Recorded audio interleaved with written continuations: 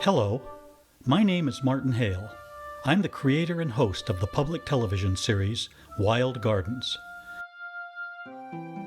In the course of filming the Wild Gardens episode about the Antelope Valley, California Poppy Reserve, I had the good pleasure of speaking with Dorothy Bolt, Mary Wilson, Gretchen Winfrey, Jerry Coleman, and Pat Simi, all longtime members of the Poppy Reserve Mojave Desert Interpretive Association. And pleasure it was, for each of them were able to recall for us the early days of the founding of the Poppy Reserve and its prime mover, Jane Pinero. So here are the ladies of the Poppy Reserve Mojave Desert Interpretive Association telling stories of those days. Now, I'm here with Dorothy Bolt. And Yes. Dorothy, as I understand, you are one of the founders of the Poppy Reserve. I could imagine that's correct. Would you like to tell me what that was like then and what you did?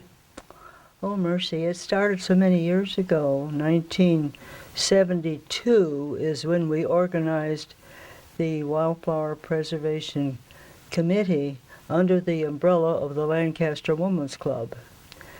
And we just decided to do whatever we could do to help get money go in order to buy property and save the state flower, which is the poppy. And we did all kinds of things. The first thing that we did was Jane Pinero drew a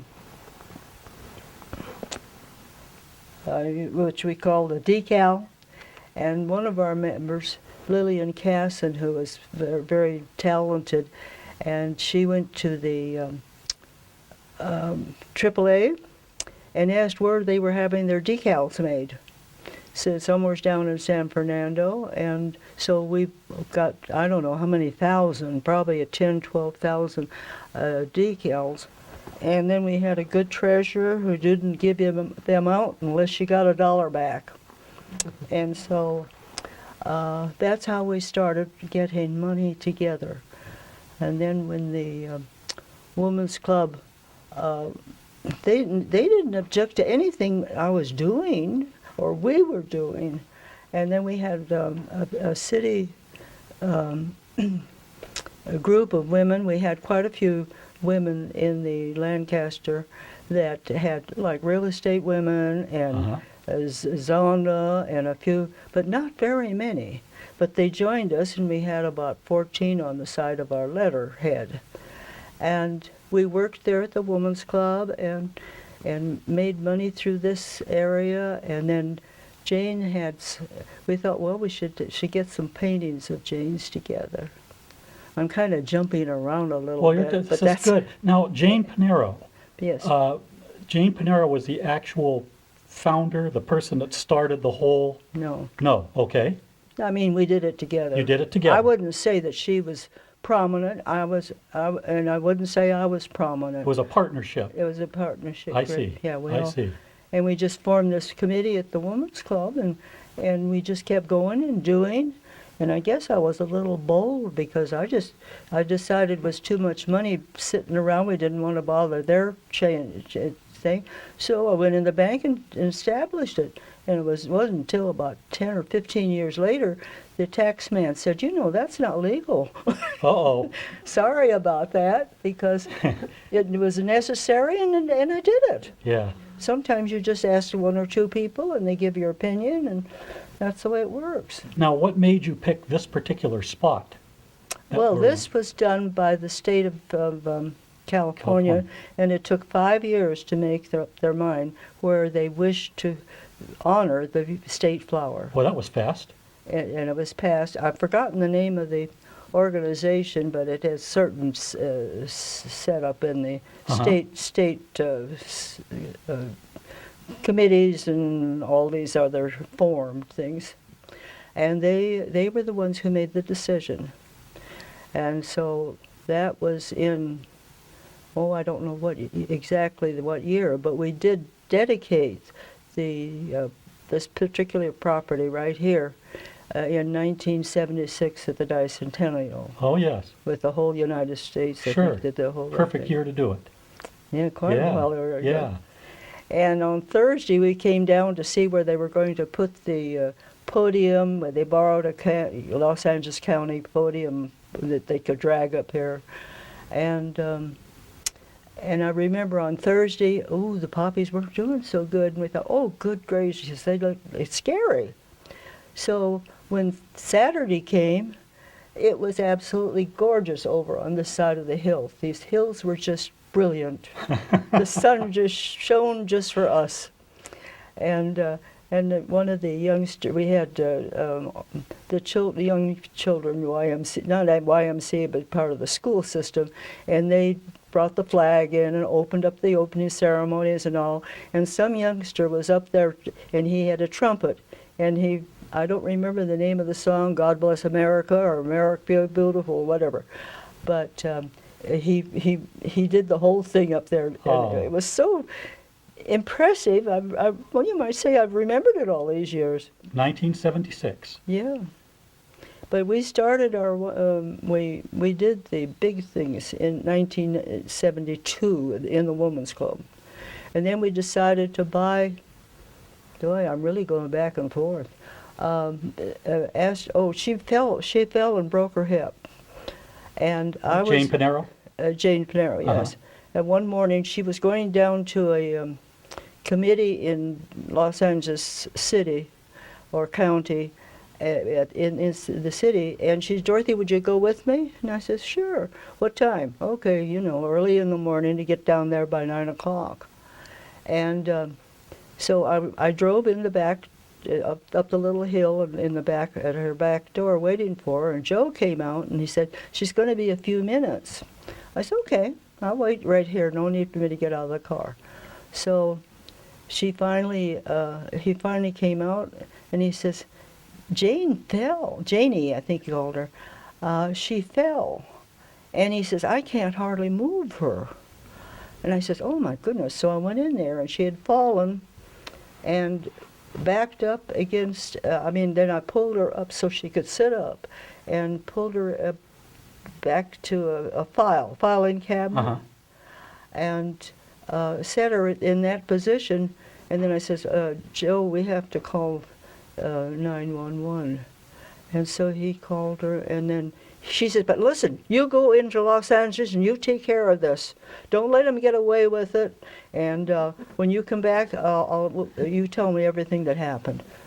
Okay, so I did what I was told. Sometimes I think I'm only 3 years old. But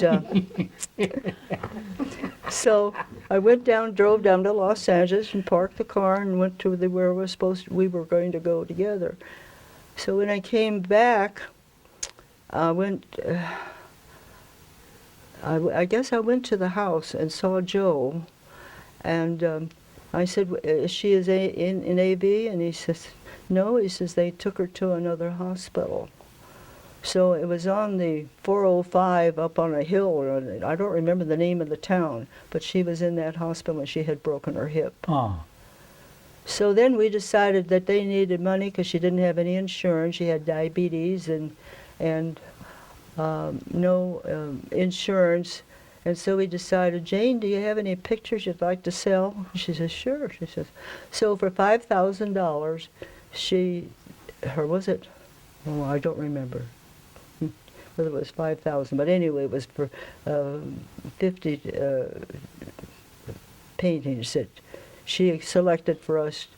And then we had to build a cabinet in the Women's Club to park them. And so they were in the possession of the Women's Club at that time. And then we would loan them out to the banks so that they would be shown in the country. And we paid her off on, well, I'm sorry I don't remember the number, but exactly what it was, but I think it was 5,000. And it helped her with her medical bills? Yes, their medical bills. I see. And Joe and I went down to see her a couple of times, and other friends took him down too, of course. And when he went down to pick her up, boy, I went with him. I got to see her. So she gained her strength very well, considering the diabetes as severe as it was.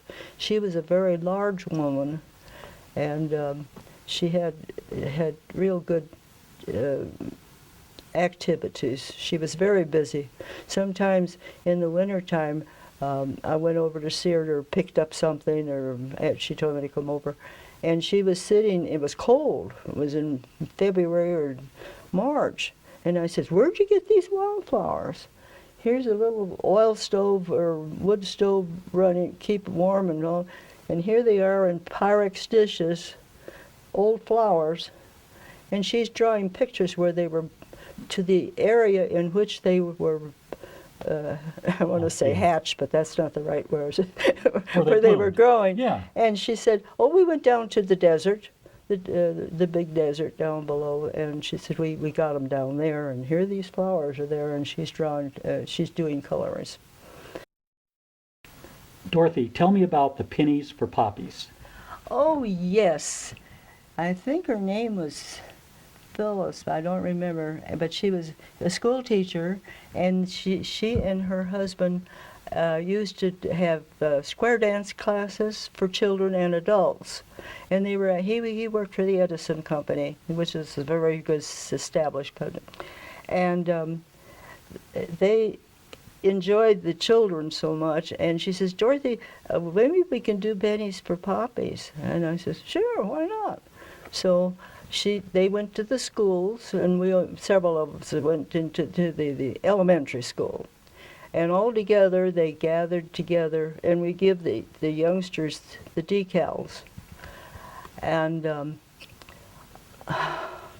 it was amazing how much, we had very few schools at that time, but each one of the schools were very, it was important to them to do it. Sometimes they would take these and make a thing hanging in the window from the ceiling, and it would fly around, you know. A mobile, I think Yeah, they call right. those. Mhm. Yeah. And the children did all of these things, and all together they gathered over $14,000. And it turned out that they applied it to the schools. The educator, the head educator in California, and he decided that was a good program, so they carried it around in several places in the state. And they did an excellent job. And I think it was the Bank of America matched the funds. And we celebrated down at the, near the coast. He was a very interesting actor, and I can't remember his name right now. But I don't have the energy that I used to have. My brain's not quite as sharp as it used to be. But it was interesting because the whole state was involved at that time, but they could be involved if they wanted to be. And so they really got a lot of money from pennies for pines, pennies for poppies. For poppies, and the decal you got the penny for. Is that how that worked? So you passed these out when you got a penny, and that's how the kids. No, I don't know how the schools did. We but gave they them would, a lot. you gave them the decals, and they gave back the That's penny. right. I see. And we even had the women's club at that time was at the corner of J and 10th Street West. And we'd let them come through our parking lot, and as long as they gave the girls $1 when they went through. So we got quite a bit of money just with having open on a Sunday afternoon, certain hours, and then here they were letting the people drive through the back end of our women's club. So just some of the things that could kind of tickle. I love it. I love it. Well, I need to know one thing from you. How was the Lightning Bolt Trail here named? Oh, they tried to use Indian names for the different trails that we have here. We have over 7.5 acres of trails. I believe that's how much it is, and. They wanted to give a bench or something in my name and my honor business. I said, "Oh, don't fool around with that stuff there." And then they said, "Well, what I said, well, how about a trail? And they said, okay. And then I couldn't think of what the brain power doesn't always cooperate too well. But nevertheless, when the time came to make up the 9, I said, let's just make it lightning bolt. And nobody will know what it's all about, and so forth. And I can remember that Ron was the superintendent at that time, and he says, and you know, Dorothy, on that trail where it goes a little jerk in it, he says, that could be where the lightning bolt happened. So I see. So one of the trails here, and when they had the plate made in steel, they misspelled lightning. They only put one N and there's 2 N's in there. Uh-oh. As if that didn't make a big excuse for the poor guy that had did that. Yeah. So, but anyway, Lightning Bolt is the name of one of the trails, and one of our very prominent gentlemen that was a teacher in Quartz Hill High School. He was a good man and everything, but he got some kind of a fever and passed away, and his last name was White. So I said, well, if we ever have another trail to name, let's call it White Cloud. But we never had another name, so that I didn't get to use that one. Oh, it was a good idea, though. I like that. Yeah. How long have you been a docent here? Since the beginning? Sure. How many years? So back I to was just part of the outfit. 1976? Probably. Before that? 1972? I mean, what are we... I don't know. It wouldn't be. I don't have no idea when we started it. Somebody else will have to answer that. No, I'm going to be really snoopy. How old are you, Dorothy? How old am I? Uh-huh. I'm actually 96 right now, but next month, the 14th, I'll be 97. Happy birthday coming up. Yes, I'll right. be thinking right. about that. That's Bastille Day, I think, isn't it? July Yes, 14th? And yeah. Right. Yeah. Right. That's the only way my husband could remember it, because he was Canadian. Well, I'll remember it My because second of that, one. even though I'm not Canadian. Your second husband. How many husbands did you have? Just 2. Just 2? Good gravy. That's enough, huh? Yeah, right. Okay.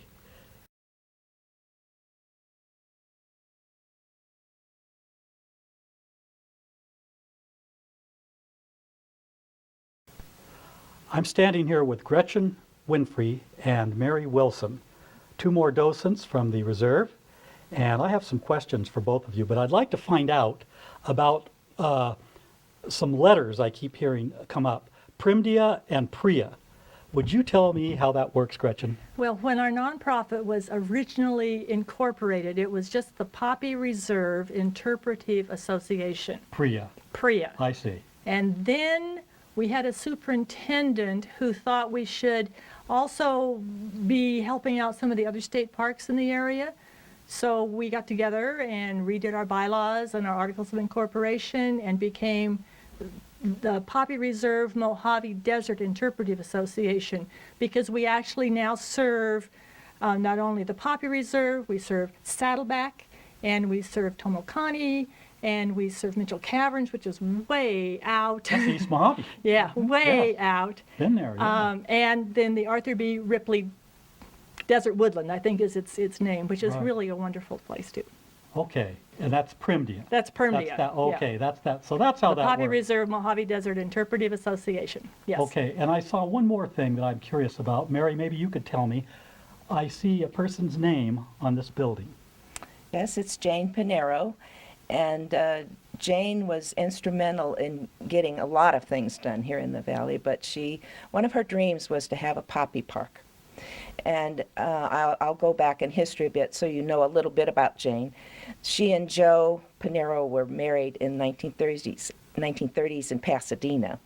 He was a dairyman, and he got a job up here at the Pancho Barnes Ranch, which is now Edwards Air Force Base, and he was the dairyman. And they came and they spent the first winter here in what Jane called the tiny shanty. And it was just a little tiny, she said they nearly froze to death up here, because living in Pasadena, you don't have cold winters. But then the spring came. Joe was working, and so she started wandering out into the desert area there. And she noticed the flowers and fell in love with the flowers. And she started sketching and painting. And her media, it was watercolors. And she was a self-taught artist. Well, she had these wonderful paintings that she was doing, but she couldn't find the names of the flowers because there weren't a lot of books out yet about the wildflowers of the desert. So she started doing research and became a self-taught botanist.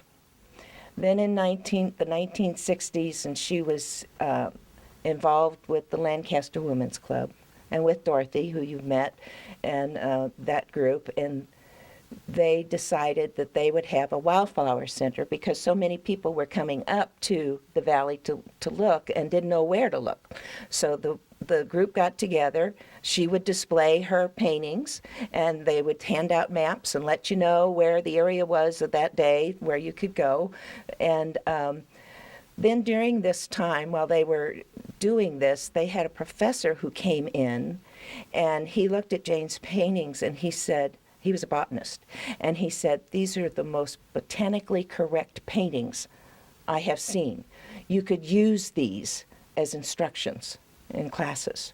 Well, Lancaster Women's Club got together. They formed the Wildfire Preservation Committee at the time.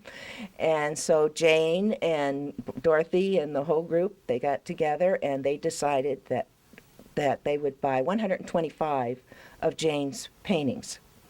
And so that was their original idea, was to raise the money to buy the paintings. Mm-hmm. All those paintings, I believe the total was $5,000. Wasn't that amazing?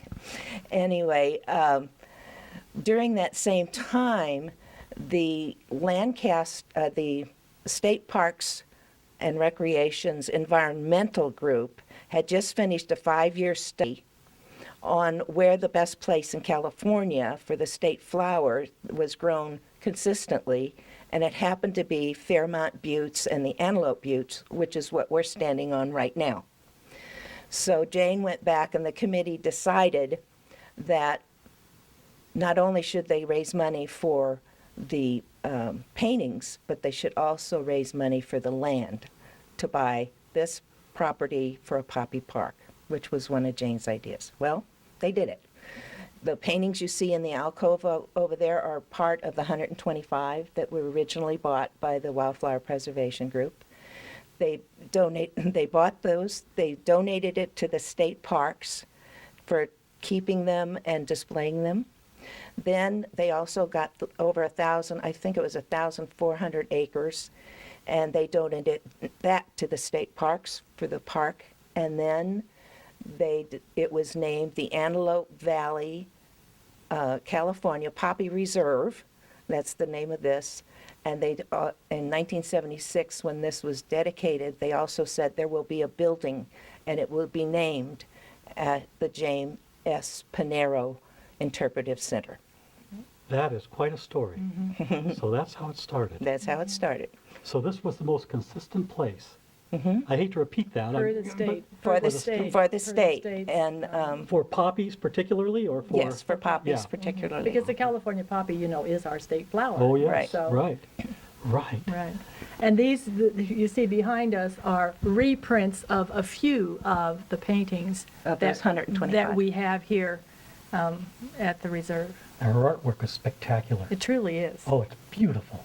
All self-taught. Yes, Self-taught. amazing.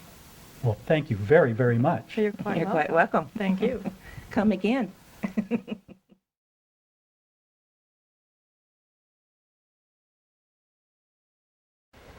I'm here with Jerry Coleman and Pat Simi, and you are both docents here at the Reserve. Correct. And you have something you want to talk about. Of course. Well, let me know. What is it? Well, when I was a kid, we used to come up here. I lived in Eagle Rock, and we used to come up here. It took us 3 hours to get up here, but the poppies were always so wonderful. And then later on in life, I married a person that was living up here, and of course immediately got involved with the helping to do something for the poppies. So I've always been very grateful for that. And how long have you been a docent here? Well, I came here in 1955, and I didn't join the Women's Club immediately, but almost immediately. Oh my goodness. And so it's been that long. So you and Dorothy are old friends then? We're old friends. Dorothy and my husband were old friends. Ah. So Now that's not one of Dorothy's two husbands. no. Okay, just wanted to make sure. Okay. No. And what was your background here? Well, I came here in 1958 with my late husband, who was a flight test engineer at Edwards Air Force Base. Uh-huh.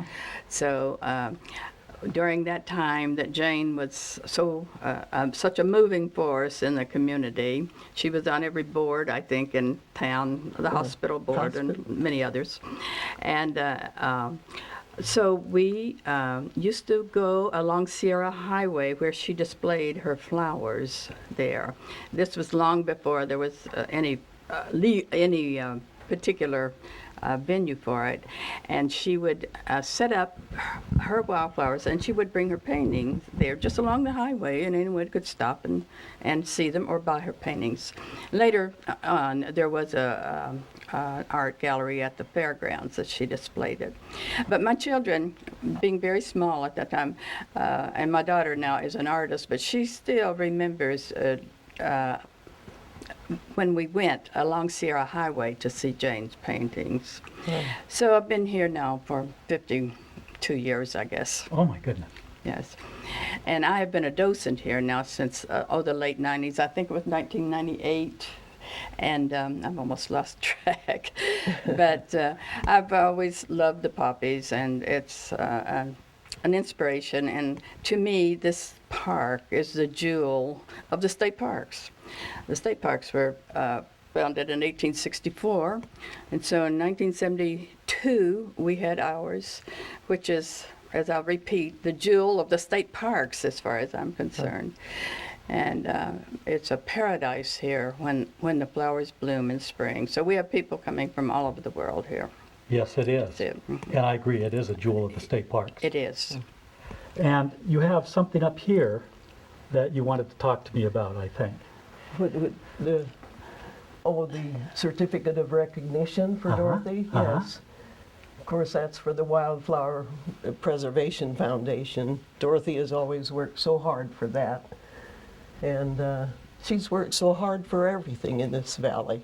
There's not a thing in this valley that she hasn't been involved in. And what's this one over here? This one is for the Premdia, our volunteer organization here at the park. And so we were both presented these recognition certificates I at the same see. time. So I thought it'd be nice to hang them, or we all agreed that it would be nice to hang them here, I see. because it was quite an honor to be recognized for that. Tell me about this. Okay, this is a brochure from our Wildflower Foundation. And we hand this out, giving them a little history of the foundation, when it was formed, and so forth. And on this, we have provisions for donations to our Wildflower Foundation. And our money goes to buy land for the park. And now recently, we've amended our bylaws so we can help improve the park here. I see. And so we give these out to people just when they come to the park. It's just a handout. And also, among these donations, we get donations for memorial benches here. And they're positioned along the trails here, which we have 8 miles, I think I'm right on that, 8 miles of trails. And believe me, when you're hiking out there on the top of the trail, the furthest one, a bench is a welcome sight. Just have a little rest. I want to thank you very much, and I'll take that. Oh, good. Enjoy. Thank you. It's nice meeting both of you. Thank you. All right.